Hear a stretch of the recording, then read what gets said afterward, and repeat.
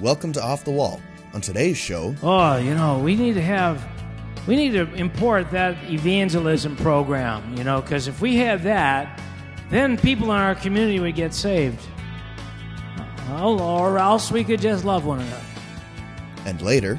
It's so easy, if you play football or hockey or some sport, and you see an error, to go, to call the person derogatory terms or think less of them, because you know what should have been done. Stay tuned. Off the Wall will be right back.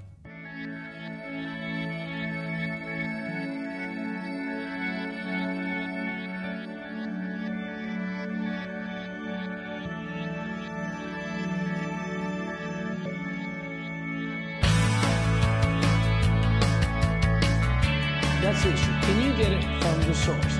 That's what Jesus trained his disciples to do.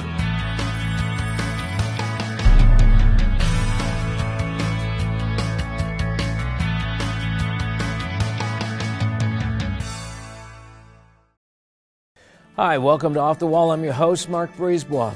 One of the things I want to explore today is going to enable us to walk in a different kind of humility. One of the biggest errors that's being made by Christians today is presumptuous judgment. And Jesus said, if we judge, we'll be judged in the same manner. So we don't want to judge presumptuously. So I pray that God would impart you a spirit of wisdom today as you listen to this program.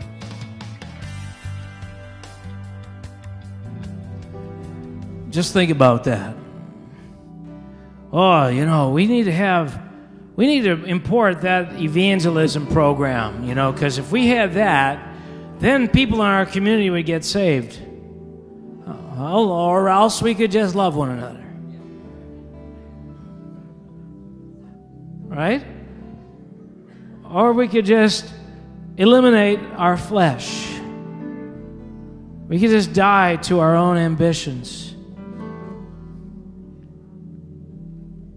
That's the most powerful and will be the most powerful evangelistic program the earth has ever seen. I want to share something just for a minute because, we live in a vacuum sometimes, not separated. We're separated from the whole continuum of spiritual growth, just like families are. And sometimes we don't see how dad outside of the family connects with others and vice versa elsewhere. But one of the principles somebody talked about a few years ago is not only is God raising up fathers in the earth, but God's raising up sons.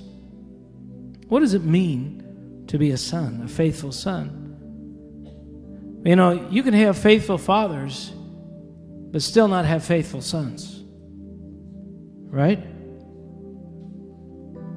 What does a faithful son look like? And I can't depict all the different areas, but I want to tell you a couple of stories. First of all, let me give you an illustration. You've heard this before, but it's so easy when you're watching from a distance to be a critic, right?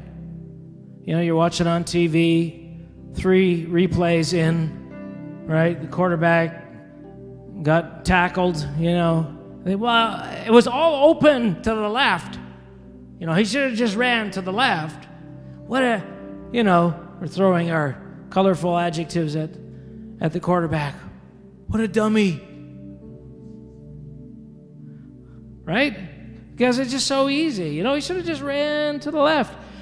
Now, if you are a quarterback yourself, you even feel like you have more authority to speak those things because you know how the plays are supposed to run. And you played high school quarterback and you haven't been sacked once this year. And man, if that were me, I would, Except that presumption is not so strong when you're looking at NFL and you play high school quarterback because there's an inherent sense that the caliber of play on the screen is a little bit better than where you're at. Right?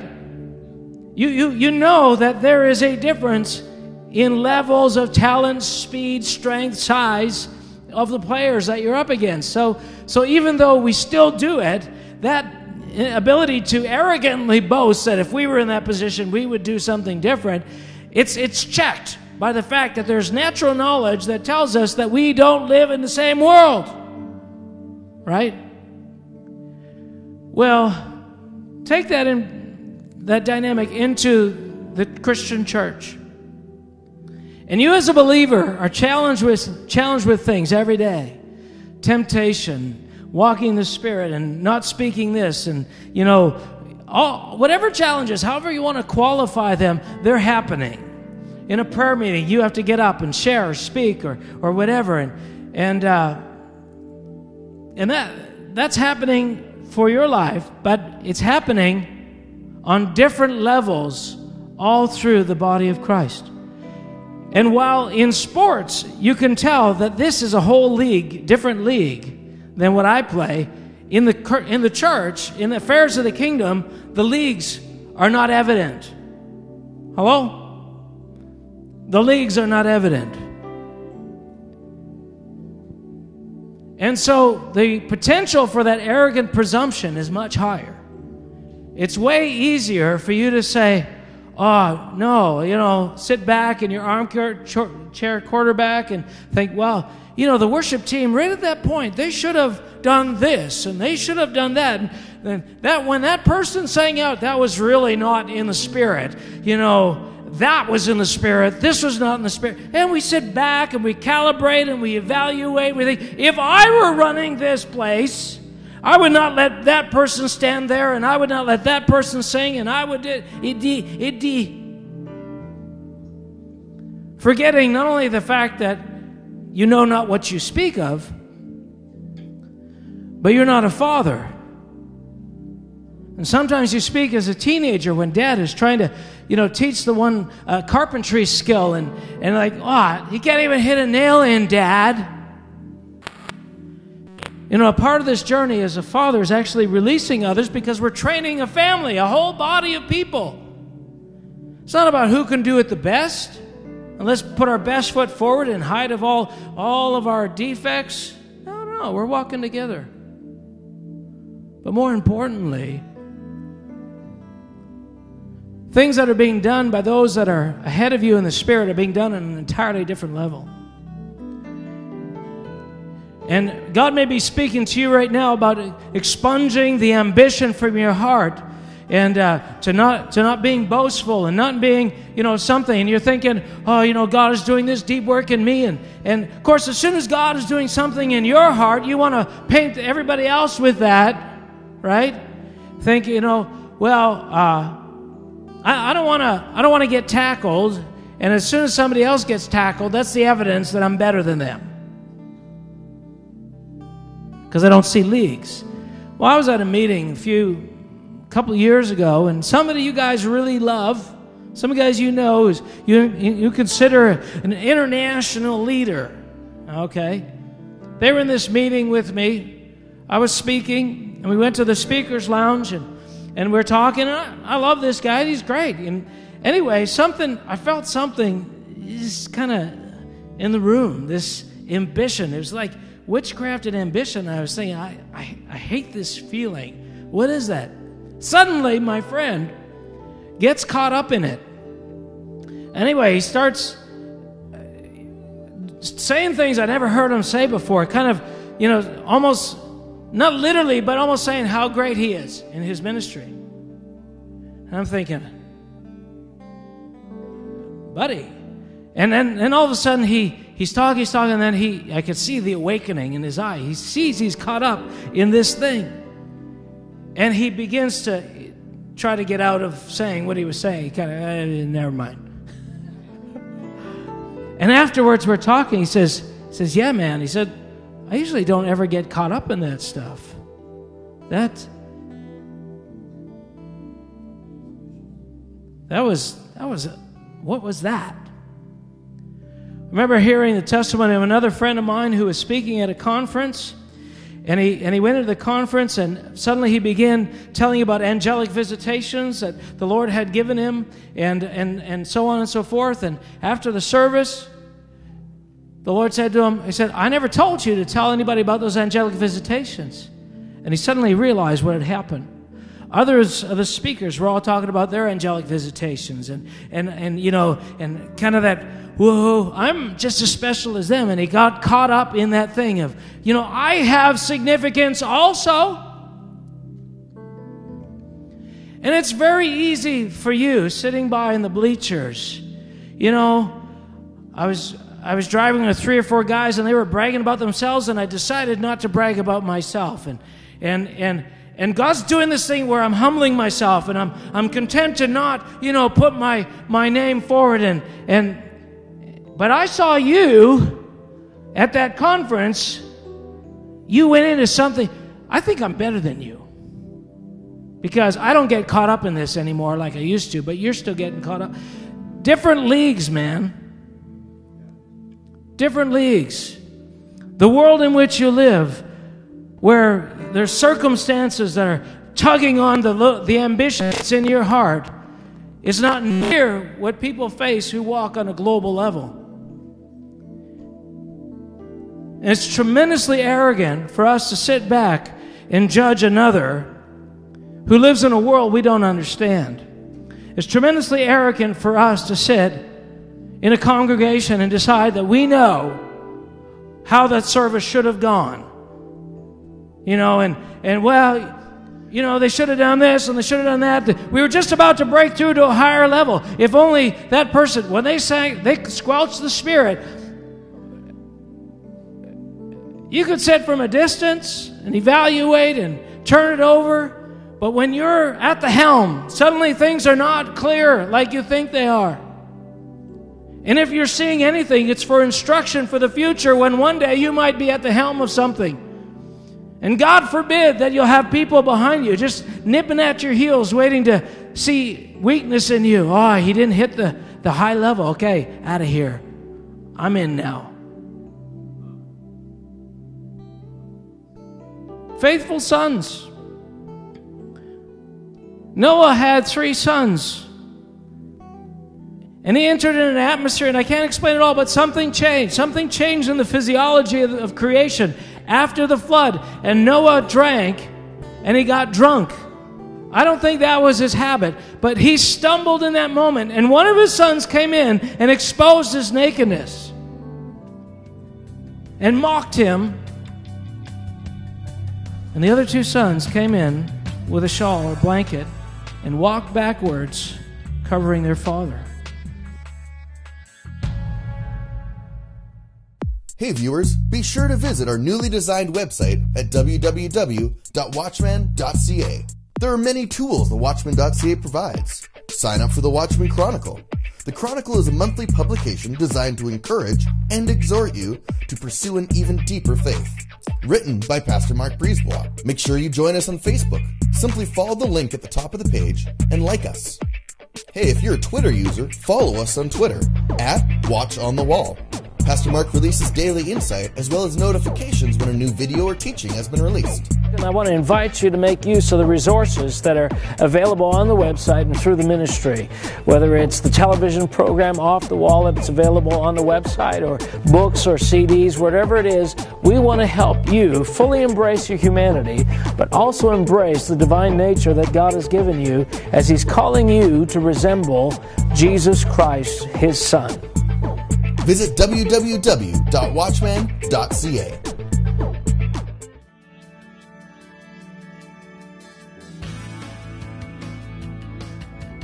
There's something coming.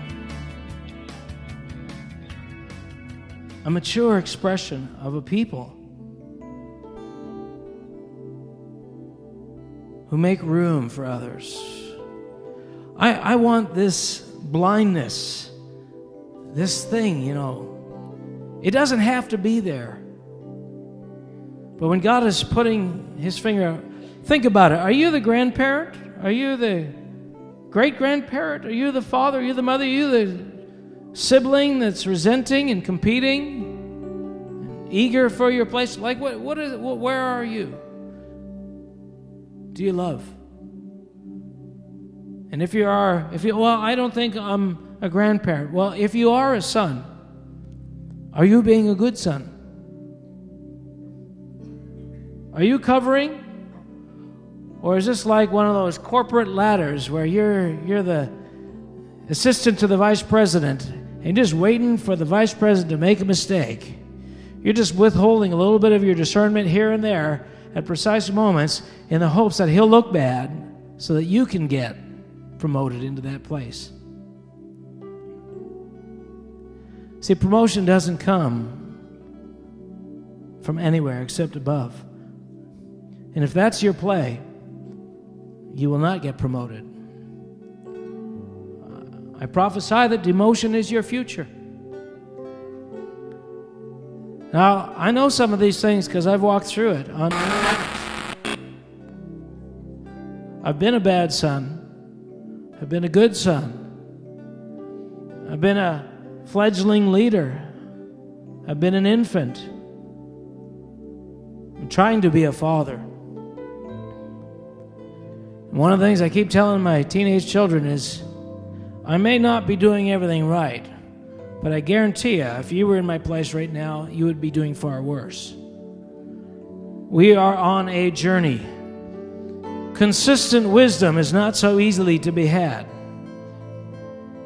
You don't know the realm that we operate in.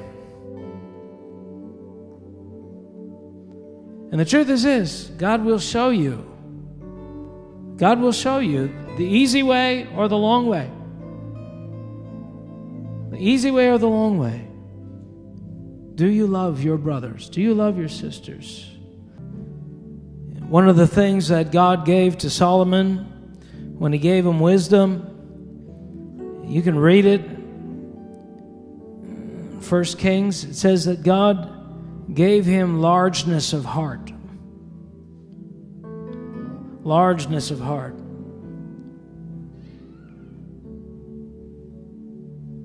Do you have a large heart?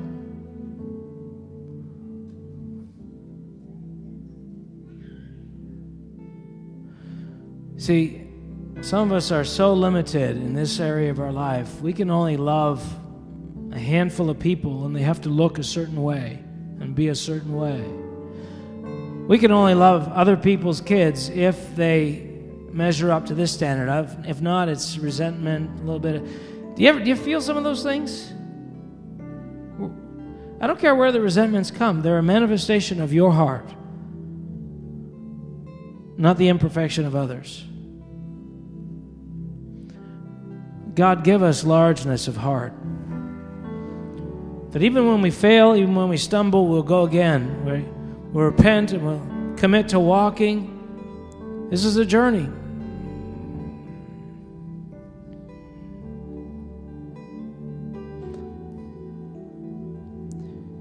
There's an atmosphere that's created that the world will feel when they come in this room and there's no more judgments. They won't just feel it when they come in, they'll be drawn from afar. The absence of religious judgments. Never mind religious judgments, just judgments.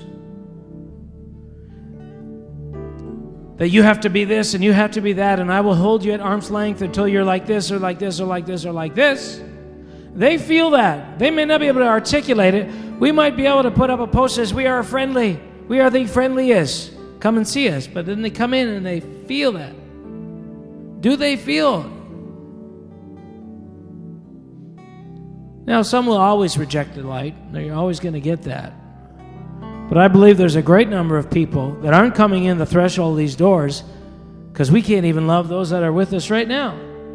And I guarantee you the ones that are going to come in those doors are going to be less refined than the ones sitting next to you right now.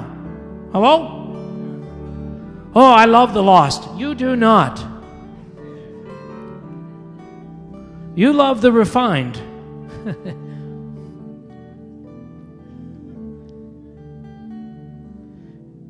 And your intolerance of your brother and sister is the evidence that you will not love the lost, so God has not given them to you.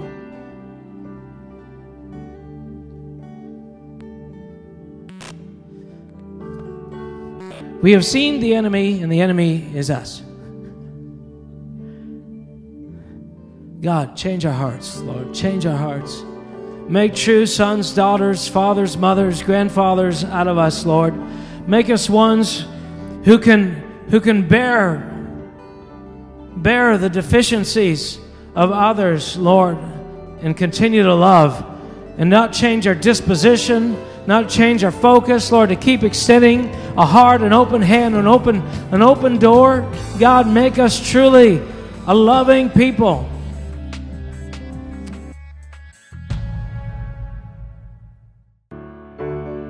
Hi there, my name is Kim Wheeler. I'm the president and founder of Fe Viva World Missions. We're a mission organization, many parts of the world, primarily Central America. But I want to talk to you a little bit about our relationship with Mark Brisebois and Watchmen on the Wall. Mark and I travel extensively all over the world for missions, in particular, helping the poor, the widow, the orphan. It's a wonderful thing when you can see the Great Commission in action. And Mark Brisebois with Watchmen on the Wall, I believe he's really fulfilling the Great Commission. When he comes out with us, he doesn't expect a salary, he doesn't expect honorariums to cover his way. He largely pays it for himself. And I fully recommend, support for Mark when he travels. So if the Lord's speaking in your heart or moving in your heart in any way towards missions and giving to missions or helping, I encourage you to support this ministry, to support Mark in going out and providing, because in so doing, you yourself are fulfilling the Great Commission.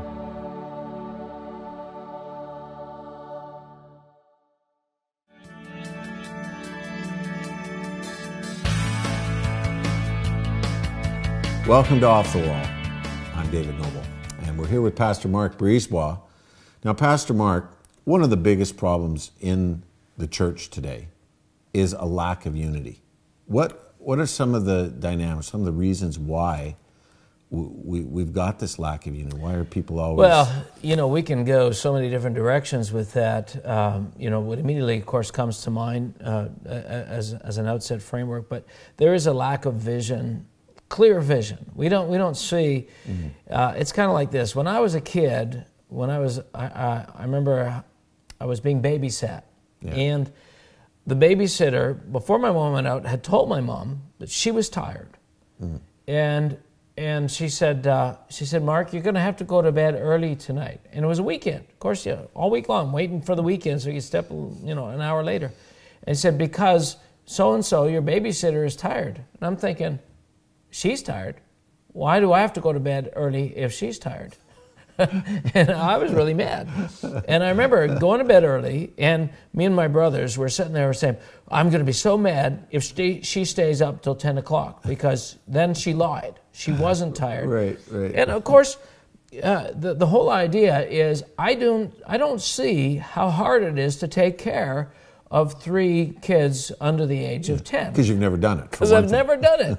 And so, I don't see myself as a burden. I don't see myself as difficult at all. So I'm judging her sense of tiredness and her world by the world that I live in. Yeah. Well, I have no perspective. I have no capacity to really assess what she's walking in. And so anyway, any judgments I make is out of complete sheer ignorance. Okay. And this is the reality, is that we are always looking through a glass darkly, some more dark than others. Yeah. And so our tendency is to create associations with others and make ourselves believe that if the scenarios that others are in, that we have gone through, that we immediately think, well, I did that, therefore you should do that, that we are this, Right. And we put upon others our worlds, and don't have the capacity to interject into their worlds. I've seen this done a lot around spiritual leaders. I remember years ago when I was a young Christian, I began to see people being critical of major leaders. If I were doing that, I would not do this, and I would not do this, and I would not do that. And even sometimes when leaders fall, and think, well, I'm better I've never done that. Yeah. I mean, you see the same thing in sports. You're sitting there watching, how come he didn't do that? Yeah. And that's the example that I like to go to all the time, right? Is that it's so easy if you play football or hockey or some sport and you see an error to go, to call the person derogatory terms or think less of them because you know what should have been done. Yeah. But the difference is that they're doing it at a caliber, at a speed, with the size of an opponent and the strength of an opponent is far beyond your imagination. Yeah, right. And now, at least in sports and in that world, you see that there is a separation. There are so many degrees of separation between where I live and where they live. Right. When it comes to the spiritual world, we do not see that. We do not see the weight that's being carried by our spiritual leaders. We do not see the spiritual warfare that global ministries are up against, national leaders that are facing principalities and powers on a level that we can't possibly comprehend. And it's just very, not only ungracious, not only arrogant. Yeah, I mean, it's unrealistic. It's completely. And the truth is, we need judgment. We need to be covering our leaders. We need to be covering our political leaders. Appreciating them, blessing them. Our governors, our MPs, our MLAs, our prime ministers, our presidents, whatever structure there is, both in the natural and in the spiritual, we need to be covering these people because they're involved in something that's far beyond this. If you think you have an answer and you've listened to a 5-minute news clip or news story on this issue, and you're criticizing the determinations, judgments, or processes that others walk through, believe me, it's never as simple as it appears from the armchair that you live in. Sure. Yeah. So that's. Yeah. Well, so how does this relate into the whole unity thing then? I mean, how can we bring that around as we start to love more? I guess it comes down to love. Love our leaders, forgive them, give them lots of grace. Well, I decided at a young age that I was not going to hold anything I thought I was able to do. I would not hold that expectation over somebody else because I don't know what they're dealing with. Right. And that's been hard to do. There are times when you fall into judgments and criticisms, but we just got to give mercy, give grace, and choose, and realize that Excellent. it's our love that will win the world when push comes to shove. Anyway. Let's remember to love and forgive our leaders even when they make mistakes. This is Off the Wall. We'll be right back.